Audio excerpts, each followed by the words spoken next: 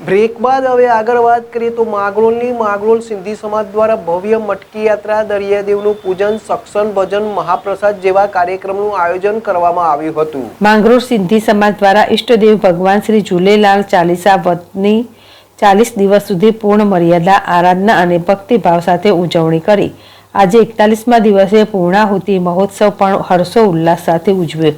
માંગરોળ સમસ્ત સિંધી સમાજના મોટી સંખ્યામાં ભાઈઓ બહેનો વડીલો દ્વારા શ્રી ઝૂલેલાલ મંદિરેથી આયોલાલ ઝૂલેલાલના નાદ સાથે વ્રતની મટકી અને પવિત્ર જ્યોત સાથે વાજતે ગાજતે મટકી યાત્રા યોજી હતી. માંગરોળ બંદર ચોપાટી ખાતે દરિયાદેવનું પૂજન કરી તમામ મટકી અને પવિત્ર જ્યોતને દરિયામાં પધરાઈ કરાઈ સહિત આજે મુરલીધરવાડી ખાતે કુતિયાણા ગામેથી આવેલ બાબા બાલરામ સત્સંગ મંડળો દ્વારા સિંધી લોકગીત અને ઝૂલેલાલ ભગવાનના ભજનોની રમઝટ બોલાવવાનો માંગરોળ સિંધી સમાજ આગેવાનો વડીલો સાથે ઉપસ્થિત તમામ લોકો પણ ઝૂમી ઉઠ્યા હતા.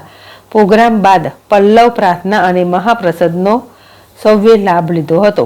સમગ્ર કાર્યક્રમો માંગરોળ સિંધી સમાજના પ્રમુખના માર્ગદર્શન હેઠળ યોજાયા, જેમાં મોટી સંખ્યામાં સમાજના લોકો જોડાઈ ચાલીસા મહોત્સવની પૂર્ણાહુતિ ભક્તિભાવ સાથે કરાઈ હતી.